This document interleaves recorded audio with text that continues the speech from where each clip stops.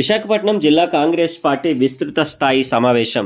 ముఖ్య అతిథిగా పాల్గొన్న APCC chief YS Sharmila Reddy. Andhra రాష్ట్రంలో కుమ్మక్కు రాజకీయాలు నడుస్తున్నాయి. బీజేపీతో టీడీపీ, వైసీపీ కుమ్మక్కయ్యాయి.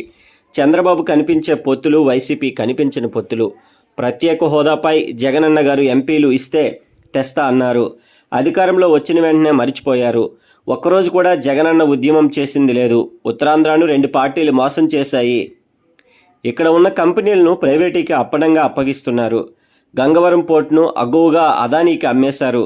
30 ఏళ్ల లీజు తర్వాత గంగవరం పోర్టు ప్రభుత్వ పరం కావాల్సి ఉంది. నిబంధనలు తొంగలో తొక్కి ప్రభుత్వం వాటా 10% అగ్గువకి అమ్మేశారు.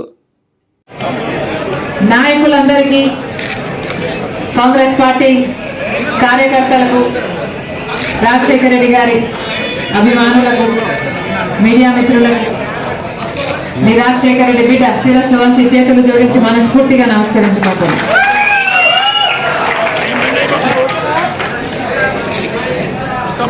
ఈరోజు ఆంధ్ర రాష్ట్రంలో కుమ్మక్కు రాజకీయాలు నడుస్తున్నాయి అనడానికి వేరే నిదర్శన అవసరం లేదు. ఉన్న పార్టీలు, అటు పాలక పక్షమైన ప్రతిపక్షమైన బీజేపీతో కుమ్మక్కయ్యారు అనడం అబద్ధం అవుతుందా? గత 10 సంవత్సరాలుగా చూస్తున్నాం. మొదట అధికారంలో ఉన్న టీడీపీ ప్రభుత్వం ఏమో బీజేపీ పార్టీ 10 సంవత్సరాలు స్పెషల్ స్టేటస్ ఇస్తామంటే చంద్రబాబు గారు 15 సంవత్సరాలు స్పెషల్ స్టేటస్ కావాలన్నారు. అదే బీజేపీ పార్టీతో పొత్తు పెట్టుకున్నారు. టీడీపీ ఎంపీలను మంత్రులను చేసుకున్నారు. తీరా చూస్తే స్పెషల్ స్టేటస్ కోసం కొట్లాడారా చంద్రబాబు గారు అని చూస్తే ఒక్కసారి కూడా బీజేపీని నిలదీసింది లేదు. ఒక్కసారైనా నిజమైన ఉద్యమం చేసింది లేదు. ఆఖరికి ఎవరైనా స్పెషల్ స్టేటస్ కోసం పోరాటం చేస్తే వాళ్ళని జైల్లో పెట్టారు, వాళ్ళ మీద కేసులు పెట్టాడు చంద్రబాబు గారు.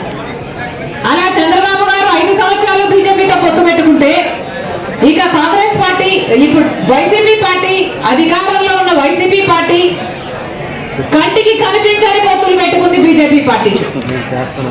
కనీసం ఆయనన్నా, చంద్రబాబు గారైనా ప్రజల ముందుకు వచ్చి అందరికీ కనిపించేలా ట్రాన్స్పరెంట్ గా పొత్తు పెట్టుకుంటే, వైసీపీ మాత్రం బీజేపీకి అసలు ఎవరికి కనిపించకుండానే తెర వెనకాలనే పొత్తులు పెట్టుకొని ఆంధ్ర రాష్ట్ర ప్రజలను మోసం చేసిందన్న మాట అవాస్తవం కాదు. ప్రతిపక్ష నాయకుడిగా జగనన్న గారు ఎన్నిసార్లు ప్రతిరోజు ప్రత్యేక హోదా గురించి మాట్లాడారు. ప్రతిపక్ష నాయకునిగా చంద్రబాబు గారు ముఖ్యమంత్రిగా ఉండగా, చంద్రబాబు గారు బీజేపీతో పొత్తు పెట్టుకున్నాక ప్రతిపక్ష నాయకుడిగా జగనన్న గారు ఎన్నో నిరాహార దీక్షలు చేశారు స్పెషల్ స్టేటస్ కోసం. ఆ రోజు జగనన్న గారు అన్న మాట మూకుమ్మడిగా